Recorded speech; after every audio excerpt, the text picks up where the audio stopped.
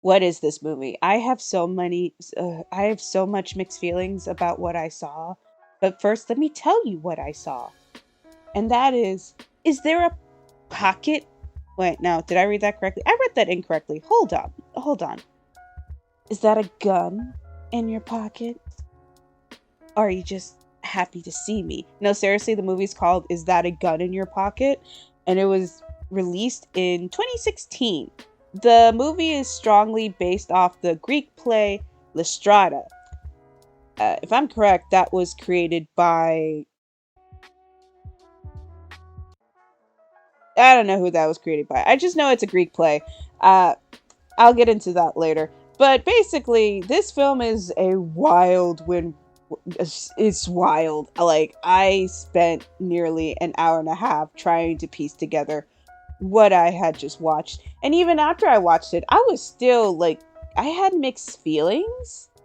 But enough about my feelings on this movie. Let me get into the description of this movie. So, the film takes place in a small town called Rockford. It's located in Texas, and already I just knew it was the best setting for a plot surrounding guns. I've had relatives in Texas. My grandma, my grand aunt used to live there. But anyways, the story revolves around a stay-at-home mom. Her name is Jenna. She is your everyday kind-hearted person who just wants peace and harmony, and that's perfectly fine. Her husband, on the other hand, is the total opposite, and I don't mean that in a bad way. He seems like a good person, but the dude is stubborn. His name is Glenn, with two N's. Now, Glenn has a bunch of guns, and he enjoys hunting animals, going to gun shows, and even showing off his gun collection to his pals, who are also gun enthusiasts. Did I mispronounce that word? Probably. I apologize. I have anxiety. But anyway, but back to the story. They have a daughter named Sandy and a son named Lance. They live in a small town of your average good folks, just living their lives to the best they can without hurting no one. Now, as I watch this movie, the first two things that are literally thrown at me is the main themes of the movie, which is sex and guns. The opening, we watch Glenn and his friends hunt down a deer before shifting to Sandy and her boyfriend. Her boyfriend, whose name I forgot because there's so many characters in this movie. He is a horn dog to lose his virginity. And he tells us this by zooming into his girlfriend's crotch. Now, I have an issue with this. I have an issue because we don't know how old Sandy is, neither her boyfriend. We know that they're in high school, and we know that they're seniors. So Sandy, I'm gonna say, is 18 for the sake of, the movie. I hope she is 18 because the film doesn't treat her like, a high school teenager, even though she is in high school. I'm just gonna say she and her boyfriend are 18 because there are some weird scenes in this movie between them, and it's just like, if they're minors, gross. If they're 18, still gross. Anyway, the film begins with us watching Glenn and his pals play Kill the Deer, and they failed because one of the guys had like their ringer on, and that scares away the deer. So because of this, Glenn remembers he has a family and he goes to his daughter's baseball game, something he misses often apparently, and this upsets Jenna. However, Jenna doesn't say her feelings because Glenn is sort of emotionally stupid. And it's the kindest way I can possibly say that, because he sees his wife is upset, but he plays dumb. So Jenna takes this information to her group of gal pals, who are basically the wives of Glenn's group. Somehow the conversation moves from guns to sex, and the women begin to talk about their sex life. Out of 5 of them, only 2 of them really enjoy their sex lives. Although they do make it clear that they are getting it in. Connie, who is basically the spicy Latina stereotype with big jugs and a thick accent, I am not even joking, is trying for a baby, and she's really into sex. She loves sex, and that's okay because she's obsessed and she loves her husband, and she's excited about the process to make a baby, and that is perfectly fine. Jenna is okay with her sex life, but she wants more out of it because she feels as though the spark is gone. So, moving on, we go to Lance and his friends, whose name I also forgotten. Again, way too many characters in this movie. So Lance brought his father's new gun to school to show off to his friend. His friend tries to get a better look at the gun, and before you know it, the two boys start shooting around them. Luckily, no one is critically injured. Jesus! They killed Otis! I take that back. But in all seriousness, this is a very serious and messed up thing to joke about. Personally, I didn't find it that funny, especially with all the gun violence going on in the world. With that being said, ironically, Lance is only suspended for 2 weeks from school. I'm going to sit here and guess that it's because everyone knows each other and no one believes that Lance had any ill intent with the gun. I hope that's the reason. After that discussion with the principal and the officer, they both begin to examine the gun that Lance had brought, something that makes both Glenn and Lance feel proud. And Jenna's facial expression is exactly mine. Like, what the fuck? This is no time nor the place to admire a gun. Also, Otis got shot in the behind. He's Barb's father, one of Jenna's friends, and another one of my favorites in the story. I like her and Connie. They deliver their lines hilariously. So after this, Jenna asks her husband to get rid of all the guns because she is scared that Lance will do this again. However, Glenn is against this because owning a gun is his personality trait. So Jenna goes to the mayor, who owns the town bank, and asks him to pass some laws to make owning a gun harder. Or buying a gun harder. Something that he is too against because he likes guns. After this failed attempt, Jenna once again begs her husband to get rid of the guns, but he's like, no. Even says that, why do I gotta get rid of my guns? Everyone has guns. I shouldn't have to get rid of my guns. As if your son didn't take your gun to school, sir. This is my big issue with Glenn. Your son took your weapon to school. This is a major problem. And Glenn doesn't take it as seriously as he should. He just thinks he needs to get a better lockbox, which is annoying to me because if your son got into the cabinet where you kept your guns before, what is stopping him from doing it again? And it's not just that. What if Otis had shot Lance because he thought he was trying to attack other kids? It is a major problem, but instead of thinking that way, he's just like, my guns! No one ain't taking my guns. So Jenna is basically like, if you don't get rid of the guns, I'm not doing anything for you. And he thinks she's overreacting. To which I have to say, no, she's not. You literally have a bunch of weapons in your house, and instead of thinking about the safety of your children and that of other children, you rather have your guns. So because of this, Jenna says no sex. Which, if you remember, she does it often with him. And he's just like, I don't care. So after this confrontation, Jenna goes back to her gal pals, and she tells them what happened, and they all agree that what she's doing is the right thing to do.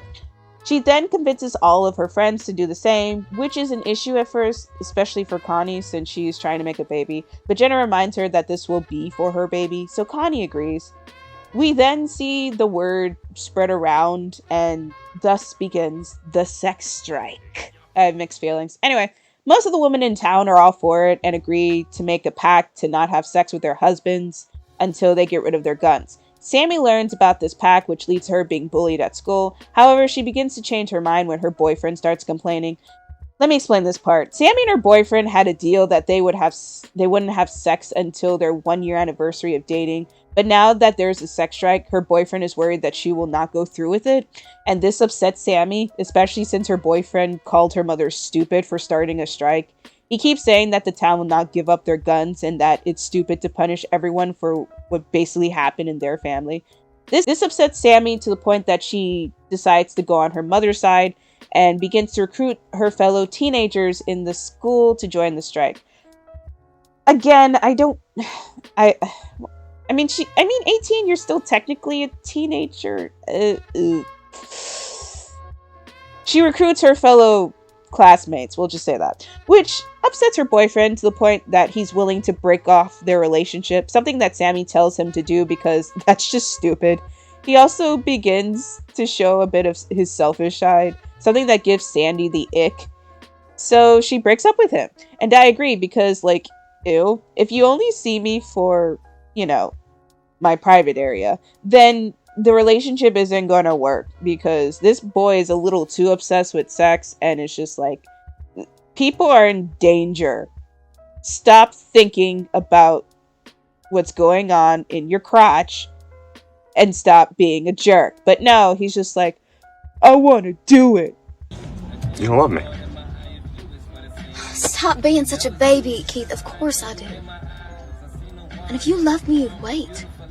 And if you loved me, you wouldn't. Sandy left him, thank God. In the next scene, we have Jenna talking to the townspeople. She's trying to convince them that they need to get rid of their guns for their children's safety, which upsets mostly the men because they're like, "We protect our kids with our guns!" To which Jenny responds, "That's fair. You can keep your guns, and we'll keep our girls on lockdown." And that was the end of the meeting, basically. So all the men go to the mayor's office and demand that he make their wives have sex with them. And what made me laugh about this scene is that he was actually debating if he could do that, but the town lawyer's like, "No, that's against the law, so let's not." Which I hate to, I don't know why. Props to the lawyer, because it's like he's basically like, "I want sex, but I want it consensually. Y'all are weirdos," compared to all the men in the room who are just standing there like, "Can we make this a law?" Like, that is scary, but also funny, but also scary. So some time passes, like 2 weeks, and the tension between the genders are heating up, so much so that Jenna goes to the courthouse to debate the mayor on getting rid of the guns. And you see all the women and men sitting separately. And the argument is the same. The men want their guns and pussy, while the women want to get rid of the guns while also keeping their pussy magic on lockdown. You know what I mean. We even get this great quote. Now, the good book says, love's not supposed to be conditional. We are then reminded by Shirley that election time is around the corner and the mayor needs to, get his shit together because the majority of voters in the town are women. This upsets him greatly because he feels as though, and also a lot of the men, that he's being held at gunpoint to make a decision that should be discussed more before making it into a law. And I will side with him on this one. Maybe this is happening a little too quickly, and this is a shock to a lot of dudes, especially since it's something that happened outside of their households that is now affecting them in their house. I get that. However, that doesn't change the fact that this is a serious problem and that almost everybody in town owns a gun, and that is a problem. After this, Grandma Maxine, who's played by the glorious, the beautiful, and the talented Miss Leachman. May you rest in peace, you beautiful, talented woman. Miss Grandma Maxine, she basically says my favorite quote in the movie. Reaching, and you've hastily written it. I'm not. You're all gonna have to decide, how bad do you want to play with the little man in the boat? Delivers it with just pure beauty. Basically, she's asking all the men, are your guns more important than your wives? And the mayor basically responds by saying, yes, they are. So Shirley elects Jenna to be a candidate for the mayor. Now, let me pause here because I want to talk a bit about Jenna real quick. While it is never said in the movie, it is strongly hinted that Jenna didn't go to college. She just became a stay-at-home mom, and she greatly regrets that. So much so that she pushes her daughter to go through college. Throughout the beginning of the film, Sammy looks down on her mom for being a stay-at-home mom and depending on her husband so much. She doesn't think highly of her because of that. But when the strike begins and she watches her mom, become a leader in the town, her opinion of that changes, and she even tries to encourage her mom to go back to school, something that Glenn has an issue with. So Shirley elects Jenna to be the candidate for mayor for the upcoming election. And Glenn is the first person to agree with this to disagree with this nomination because he's basically like, just a minute here. Jenna's got a home to run, and right now she's got her hands full with that. That's right. I accept the nomination. Imagine your husband being the first person to deny you a big opportunity in your life. So Jenna accepts the nomination, as she should, and thus the battle of the sexes truly begins. They start dressing sexy, the women. They tempt the men around them.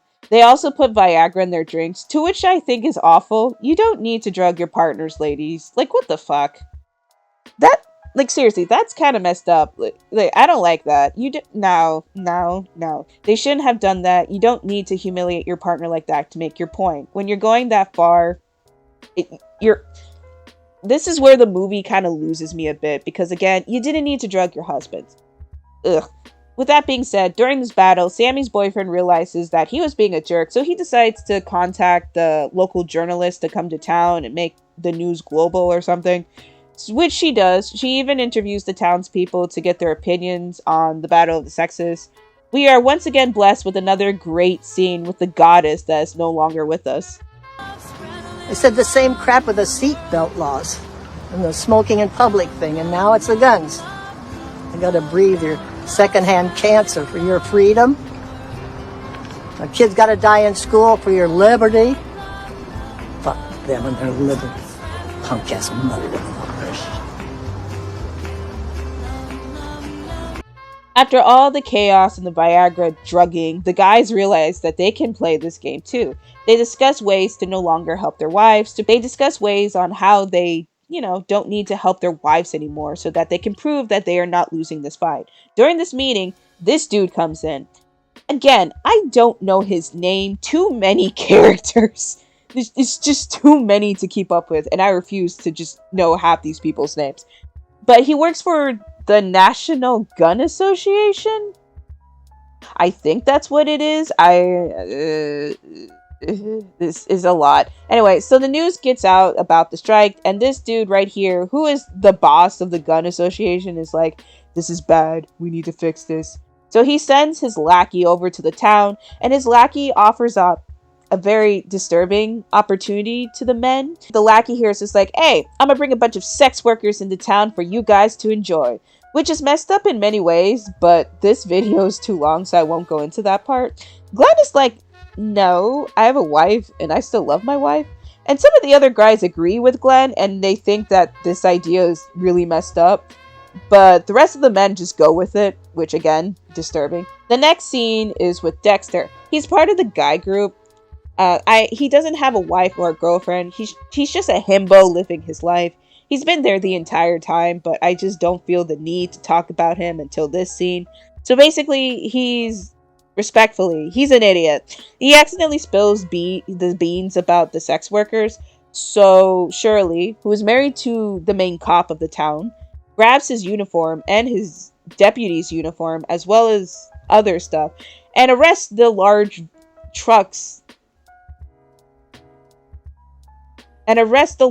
carry trucks, whatever the fuck they're called, and arrest the men carrying the women into town.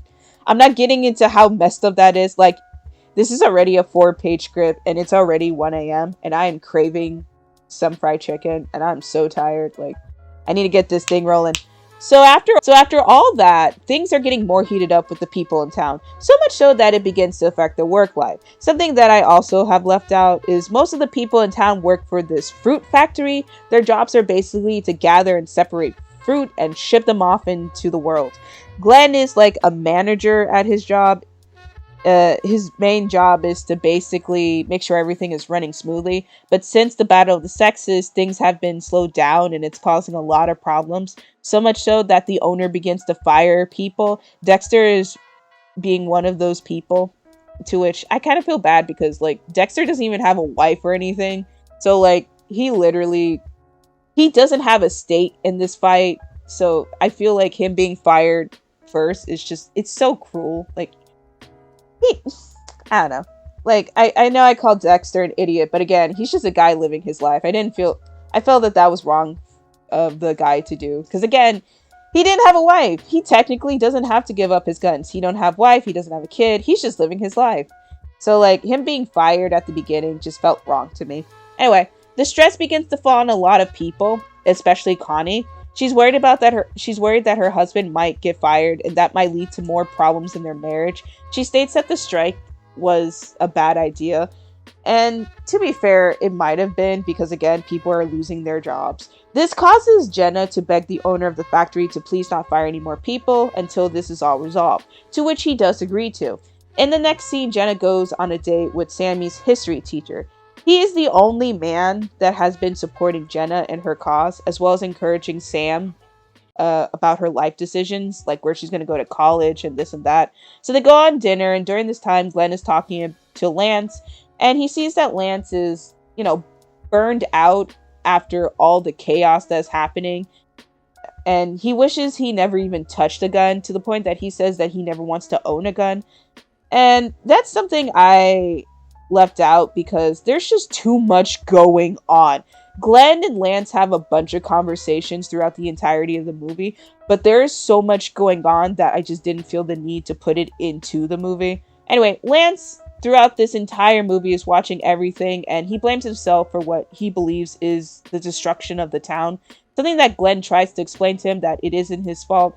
But by the end of it all, Lance is just like, can you just get rid of your guns? But Glenn ignores him and he goes out and eat. To which, I have mixed feelings about that. Your son is basically telling you to get rid of your guns, and you're like, nah. So he goes out to eat by himself, and it is there where he meets the TV reporter that Sammy's boyfriend had asked to bring into town. So they begin to chit chat about life and the strike and all this, and you see there's a bit of flirtation going on, but Glenn resists because, again, he loves Jenna, and I'm gonna give Glenn that benefit of the doubt. He does love his wife, and he loves his wife, and I'm not gonna sit here and lie and say that Glenn isn't a catch. Glenn is a hot man. He is a stubborn but hot man, and he is just flirted with a lot in the movie, but he is loyal to Jenna, and I will give respect where respect is due. Good on you, Glenn. After Jenna's date ended with Sammy's teacher, to which I have to add, even the film says this, but I'm going to say this too. Her teacher is gay, and he is dating one of Glenn's friends who is also gay, but he never told anybody. So it's like a big secret. And that was something between her and the teacher, because apparently they've known each other for years, which is why Glenn kind of felt a bit uneasy knowing that she was on a date with him. But she's like, yeah, no, nothing happened. He's gay. He's dating your friend Byron. And he's like, really? He's like, yeah. But anyway, Glenn confronts her about the date, and she confronts him about his date with the reporter. And they both told each other that nothing happened. Although Jenna does make this joke. No. But we did have sex in the parking lot.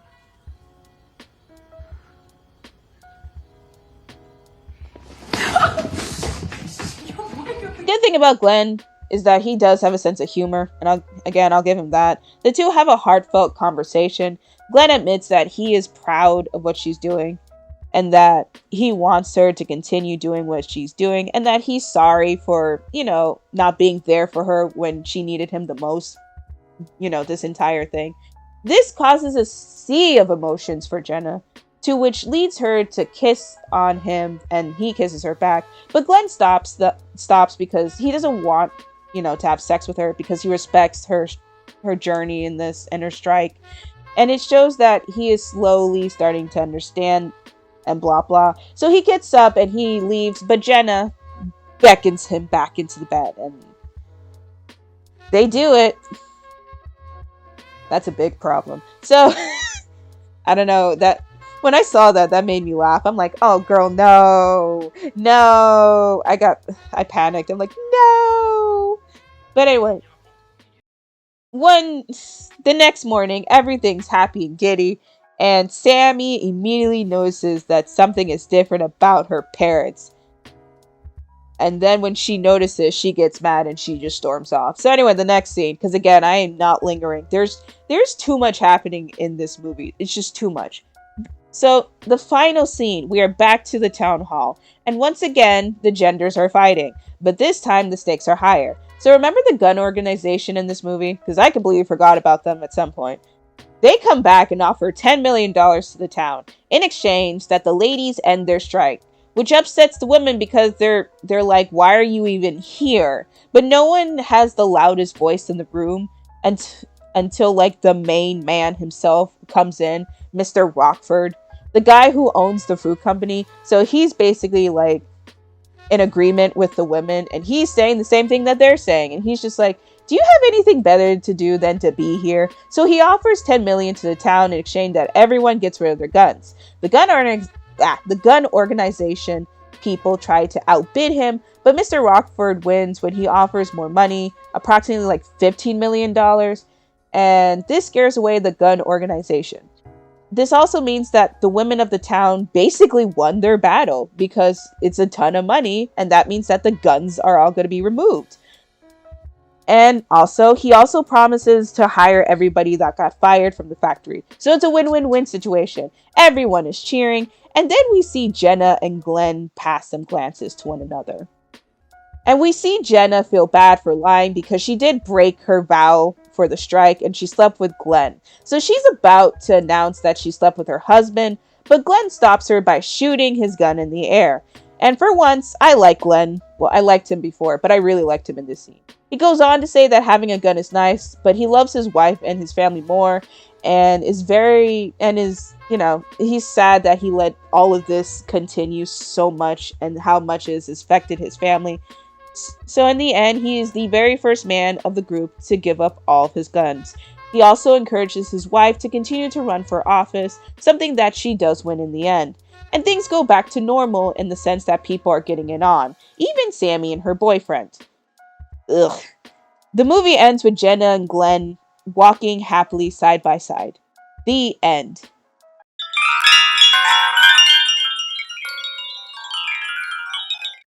Alright, so what are my thoughts on this?